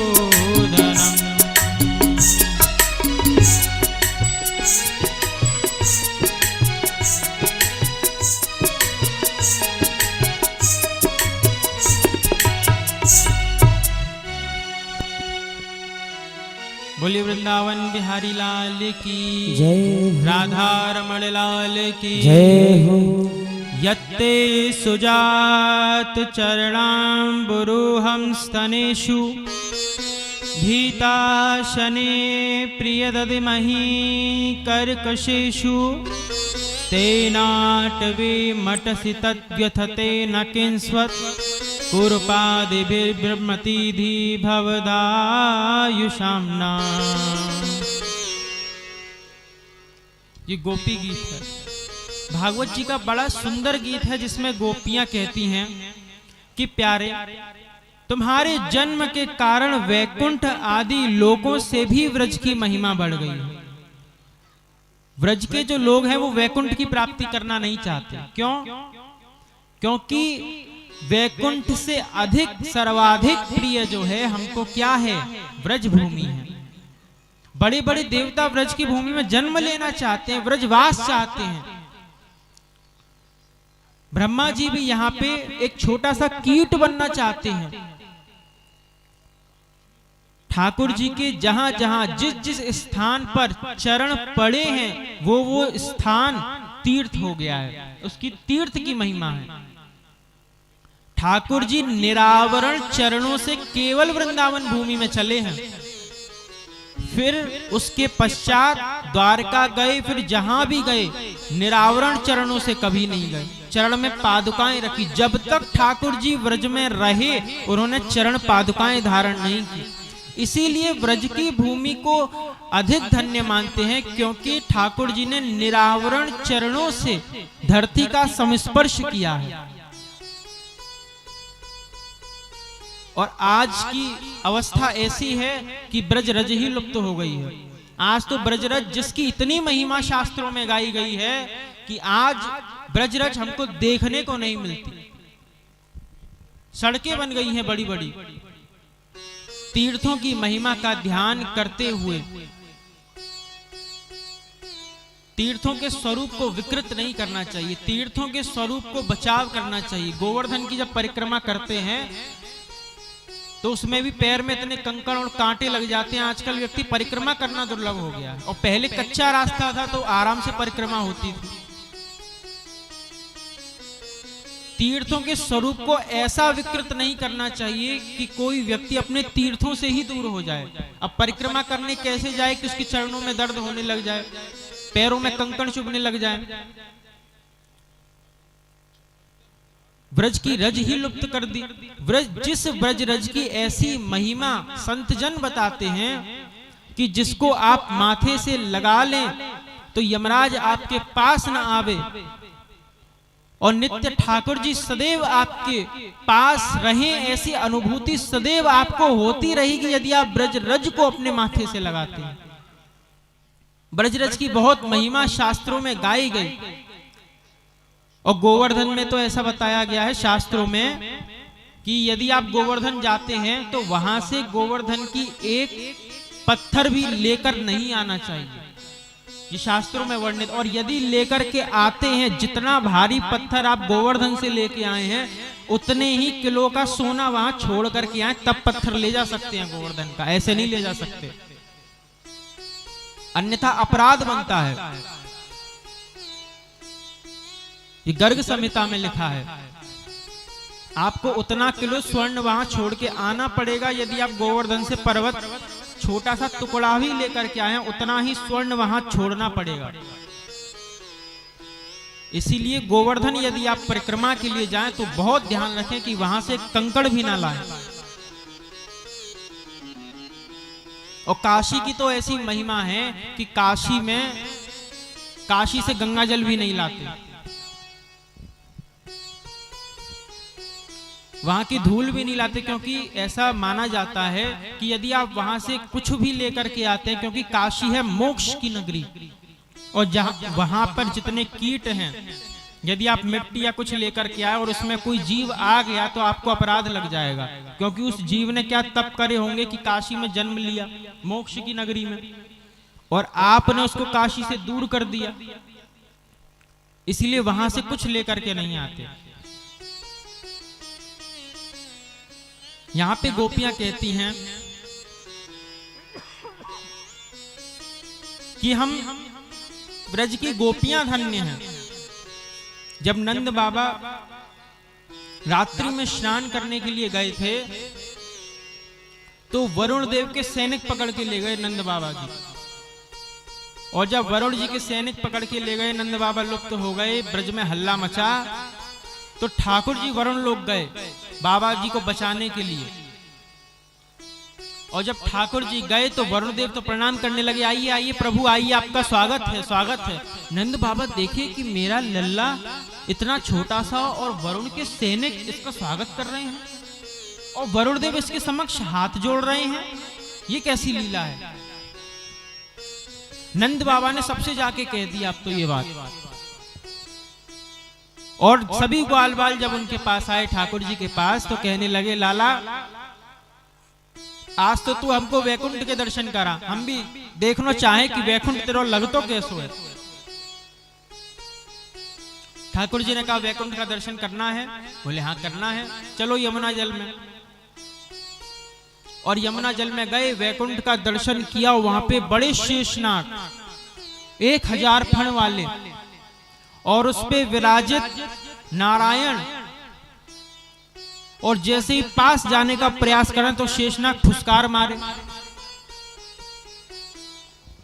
मधुमंगल तो बोलने लगा, लाला तेरे या वैकुंठ ते तो हमारा ब्रज ही बढ़िया है, वैकुंठ में तो ने पास जावे को प्रयास करें तो ये इतना बड़ा जो जीव खड़ा है, आंख निकाल निकाल के और जीव ऐसी बाहर निकाल रहा है, फुसकार मारे। यहां तो हम चरणों ना छू सके, लेकिन ब्रज में तो हम गलवैया डाल लेते हाथ, और गलवैया डाल लें और तो घोड़ा भी बना लें, लेकिन वहां तो लक्ष्मीपति, वहां तो ऐश्वर्य प्रधान है और यहाँ माधुर्य प्रधान है। ब्रज के बालकों ने ठाकुर जी से कहा कि हमको तो लाला केवल ब्रज ही प्रिय है, हमको तेरा वैकुंठ प्रिय नहीं है, क्योंकि यहाँ वैकुंठ में कुछ भी नहीं है। रसखान जी का भाव है, और रसखान जी क्या कहते हैं ब्रज के विषय में। रसखान जी मुस्लिम भक्त हुए ठाकुर जी के। देखिए बड़े ये मुस्लिम लोग भी ठाकुर जी के भक्त हुए, ऐसे भक्त हुए हैं वृंदावन में इनकी समाधि बन रही है रसखान जी की। और इनका भी हम उतना ही सम्मान करते हैं जितना तुलसीदास जी या कबीरदास जी का करते हैं, मुसलमान होने के बावजूद भी। क्यों? क्योंकि हमारे ठाकुर जी को इन्होंने स्वीकार किया और कभी मर्यादा का अतिक्रमण नहीं किया। और रसखान जी ने बोला, अपना भाव प्रकट किया, मानुष हो तो वही रसखान, बसों मिली गोकुल गांव के ग्वारन, जो पशु हो तो कहाँ बस मेरो, चरोचित नंद की धेनु मझारन। रसखान जी कह रहे हैं, यदि मुझे मनुष्य का जन्म मिले तो ब्रजमंडल में मिले, और उसमें भी गोकुल में मिले, गोकुल के गांव में मिले। और यदि मैं पशु बनाया जाऊं और पशु रूप में भी यदि मेरा जन्म हो तो नंद महल में हो, नंद के महल में। और यदि मैं पहाड़ बनूं, पर्वत बन जाऊं, पाहन हो तो वही गिर को, जो धर्यो कर छत्र पुरंदर कारण, जो खग हो तो बसेरो करो मिली, कालिंदी कूल कदम्ब की डारन। यदि पहाड़ भी बनाऊं ना तो प्रभु गिरिराज जी का एक टुकड़ा गिरिराज जी की शरण में जो प्राप्त हो जाए। यमुना नदी के पास में यदि वृक्ष बनूं तो यमुना नदी के पास में वृक्ष बन जाऊं। या लुकटी अरु कामरिया पर, राजती हूं पुर को तज डारो, आठों सिद्धि नवनिधि को सुख, नंद की धेनु चराए बिसारो, रसखान कबो इन आँखिन सो, ब्रज के बन बाग तड़ाग निहारो, कोटिक हूँ कल धूत के धाम, करिल के कुंजन ऊपर वारो। आठों सिद्धियां और नवों निधियां ये नंद बाबा के महल में ही रहती हैं, ये अन्यत्र नहीं जाती, क्योंकि जहां ठाकुर जी हैं वहां अष्ट सिद्धि और नव निधि ये स्वतः पधार जाती हैं। शेष गणेश महेश दिनेश, सुरेश हूँ जाहि निरंतर गावे, जाहि अनादि अखंड अच्छेद अभेद सुभेद बतावे, नारद से सुख व्यास रहे, पछिहारे तु पुनि पार न पावे, ताही अहीर की छोरिया, छछिया भरी छाछ पे नाच नचावे। रसखान जी का बड़ा सुंदर भाव, कहते हैं कि प्रभु आपको बड़े बड़े देवता पूजते हैं, शेष गणेश महेश दिनेश ये सभी आपका पूजन करते हैं, किंतु देखिए कैसा भाग्य है, ये सभी आपको पूजते हैं, किंतु वही गोपियां जब आपको उल्हाना देती हैं, लाला मक्खन खाएगो, लाला मठा पिएगो, लाला दूध पिएगो, और यदि तेरे को माखन चाहिए, मठा चाहिए, दूध चाहिए तो लाला जरा नाच के दिखा, और छचिया भरी छाछ पे नाच नचायो। और गोपियां जो हैं वो ठाकुर जी को दूध का प्रलोभन दे करके, माखन का प्रलोभन दे करके इस प्रकार से नचाने के लिए लग जाती हैं। इतना सुंदर भाव रसखान जी प्रकट करते हैं। तो व्रज का भाव बहुत उत्तम कोटि का भाव है। ठाकुर जी प्रकट हुए गोपियों के समक्ष, क्योंकि गोपियां विरह में अधिक व्याकुल हो रही थी। गोपियां विरह में व्याकुल हुई और देखी जो व्यक्ति विरह में जलता है, अपने प्रियतम के विरह में जलने वाले व्यक्ति के हृदय में नाना प्रकार के भाव उत्पन्न होते हैं। उसके हृदय में कई सारे भाव आ जाते हैं और कई सारे सात्विक भाव उसके हृदय के अंदर उत्पन्न होते हैं। और जो भाव उसके हृदय में उत्पन्न होते हैं उन्हीं की वो कविता बना देता है, उन्हीं को वो संगीत के रूप में लिख देता है। मीराबाई जी ने क्या किया, जो भी भाव उनके हृदय में प्रकट हुए उन सभी भावों को उन्होंने पदों के रूप में उनकी रचना कर दी। इसलिए तो मीराबाई ने कहा कि मेरा ऐसा भाव है प्रभु कि मेरे तो गिरधर गोपाल और दूसरों ना कोई। ये भाव था मीराबाई का कि मेरे तो केवल वही पति हो सकते हैं जिनके सिर पे मोर मुकुट है। अन्य किसी पति की चाह, संसारी पति की चाह मुझको तो नहीं है। और जब संसारी पति की मैं चाह करूंगी तो वो तो मर जाएगा, फिर मुझे कौन देखेगा।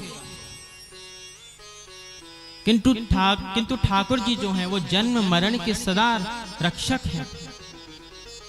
जब हम नरक भी जाएं और स्वर्ग भी जाएं, वहां पे दो लोग हमारे साथ हमेशा जाते हैं, एक हमारा मन और दूसरा भगवान। ये दो लोग सदा हमारे साथ रहते हैं। मन भी हमारे साथ जाता है और भगवान भी हमारे साथ जाते हैं। हमको विचार करना चाहिए कि ठाकुर जी हमसे इतना अधिक प्रेम करते हैं और हम उनको क्या दे सकते हैं। और देखा जाए तो कुछ भी नहीं दे सकते, क्योंकि देने योग्य हम है ही नहीं। ठाकुर जी प्रकट होकर सांत्वना देते हैं गोपियों को और गोपियों का अहंकार गल जाता है। पादन्यासे भुज विदुति भी सस्मिते भ्रूविलासे भजन मध्य चल कुछ पटई कुंडले गंडलोलई स्विदन मुख्य कबर रसना ग्रंथया कृष्ण बद्धो गायन्त्यस्तं तडितैव ता मेघ चक्रे विरेजू। गोपियां चल चल के आ रही ठाकुर जी के पास। पादन न्यासे भुज विदति भी सस्मिते भ्रू विलासे। जब ठाकुर जी आते तो इस प्रकार से चलते हैं, एक पैर यहां रखते हैं तो एक पैर वहां रखते हैं। सीधे ठाकुर जी चलते ही नहीं, ठाकुर जी की चाल सीधी है ही नहीं। मोर मुकुट भी धारण करते हैं, ठाकुर जी तो टेढ़ा धारण करते हैं, सीधा नहीं पहनते। मानो ठाकुर जी संकेत करते हैं कलयुग के जीवों के लिए मैं टेढ़ा ही हूं। सीधे तो हमारे राम जी थे। जो व्यक्ति अधिक सीधा होता है लोग उसका अधिक लाभ उठाते हैं जान करके। राम जी अधिक सहज थे, राम जी अधिक सरल थे। इसीलिए तो धोबी ने आरोप लगाया और माता सीता को राम जी ने वनवास दिया। खैर उसका भाव मैंने आपको बताया था, किंतु प्रकट रूप से हम ये बात बता रहे हैं ऊपर ऊपर से, क्योंकि इसका भाव हमने कल संक्षेप से बता दिया था कि पीछे इसका क्या भाव था। माने कि जो व्यक्ति, कहने का भाव ये है, जो व्यक्ति सरल अधिक है, सहज अधिक है, उसका लाभ सभी उठाना चाहते हैं।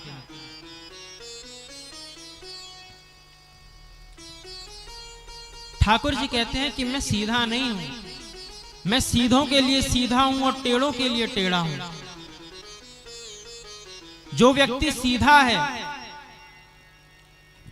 वो मुझे राम रूप में देखे, और जो व्यक्ति अपने आप को चालाक समझता है और सोचता है कि हमसे चतुराई में कोई आगे नहीं है, तो मेरे एक बार कृष्ण रूप का स्मरण कर ले और तुम्हें पता चल जाएगी कि चतुराई होती क्या है, कि ठाकुर से अधिक चातुर्यवान तो कोई नहीं है। ये बड़े बड़े की चतुराई को ठग लेते हैं, ये बड़े बड़ों को ठग लेते हैं। यहां पर राजा परीक्षित ने प्रश्न कर दिया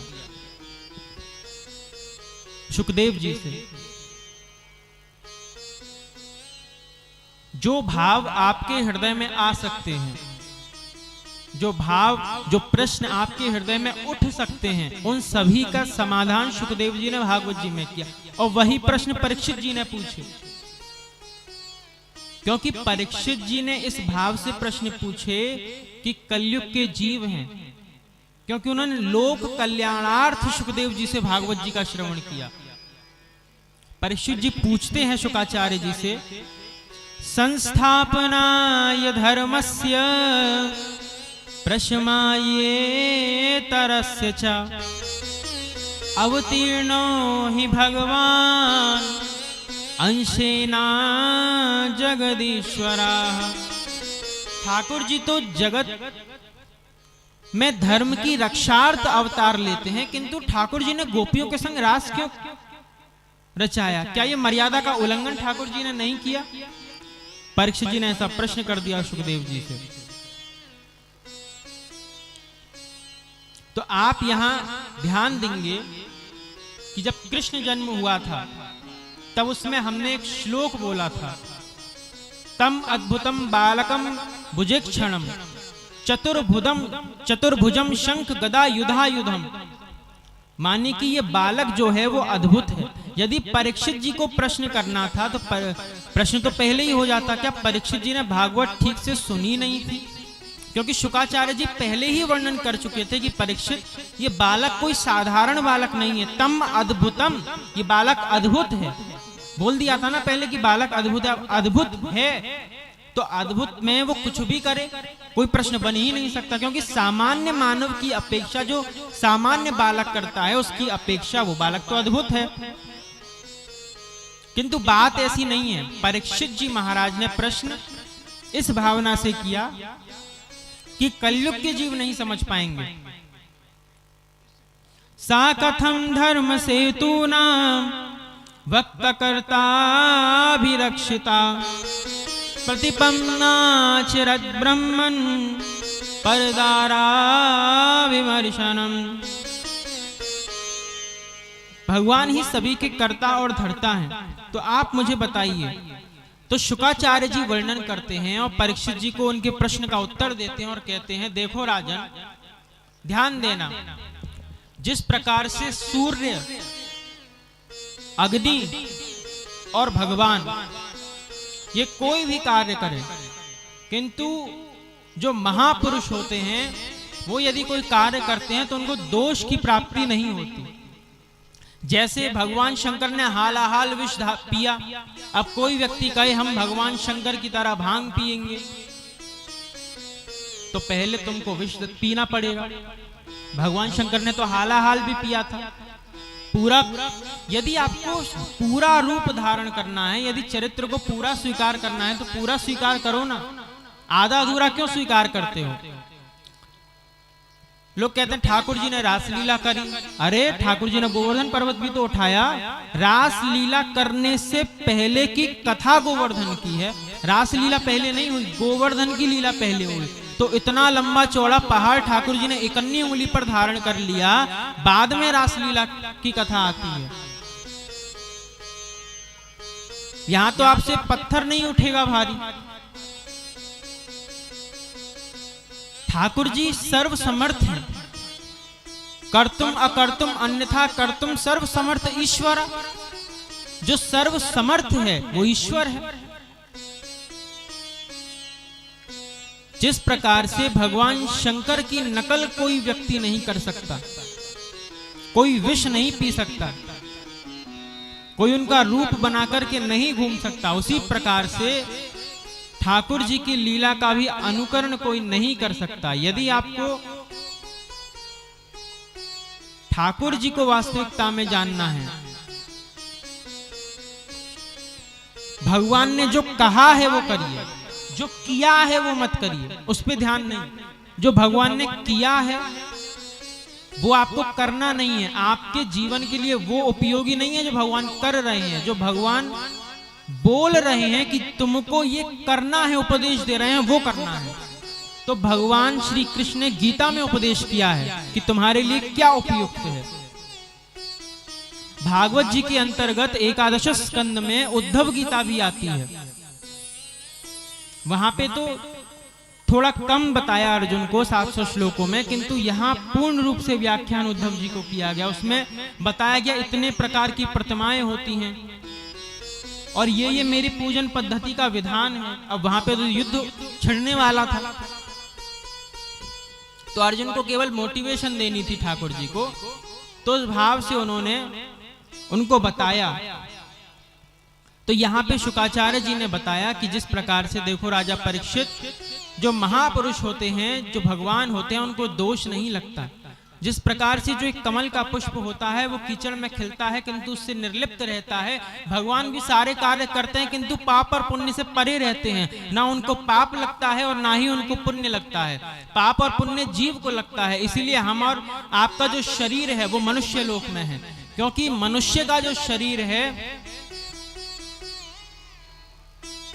वो त्रिगुणों से बना हुआ है। सतोगुण, रजोगुण और तमोगुण, 3 गुणों से हमारे शरीर का निर्माण हुआ है। और इस पूरे समस्त संसार में जितनी वस्तुएं हैं वो सभी 3 गुणों से ही बनी है। चाहे भोज्य पदार्थ हो, चाहे आपके वस्त्र हो, चाहे कोई भी वस्तु हो, वो सारी इन तीनों से ही बनी है।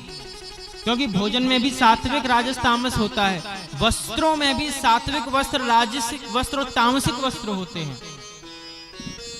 तो इसी प्रकार से जो ये पूरी सृष्टि है ये 3 गुणों के अंतर्गत ही बनी है। यहां पे रासलीला 5 अध्याय का फलश्रुति बताई गई, इसका भाव बताया। जो व्यक्ति रासलीला का अध्ययन नित्य करता है उसका क्या फल प्राप्त होता है। तो भागवत जी में बताया जो व्यक्ति नित्य ठाकुर जी की इस रासलीला का पाठ करता है वो काम भावना से मुक्त हो जाता है। विक्रीडितम व्रजवधूभिरिदं च विष्णु श्रद्धान्वितो न शृणुयादत वर्णयेद्या भक्तिं परां भगवती प्रतिलभ्य कामं हृदरोगमाशपहिनो त्यचिरेण धीरा। इस प्रकार से बताया गया। आगे चल के जो कंस है उन्होंने नाना प्रकार के राक्षस ब्रजमंडल में भेजे, किंतु ठाकुर जी सभी को मार देते। अब कंस देख रहा है जिसको भेजूं उसको मार देता है। कोई राक्षस जितने अभी तक जन्म से लेके भेजे हैं एक राक्षस जिंदा नहीं आया। जो भी ब्रजमंडल में गया सबके सब मारे गए। एक काम करता हूं, अब इस कृष्ण को ही यहीं बुला लेता हूं। मानो अब कंस की मृत्यु आने वाली हो। जब काल सर पे मंडराता है तो विवेक पहले खो जाता है। तो कंस के सर पे भी काल मंडरा रहा था और कंस का विवेक खो गया। उसने अक्रूर जी को बुलाया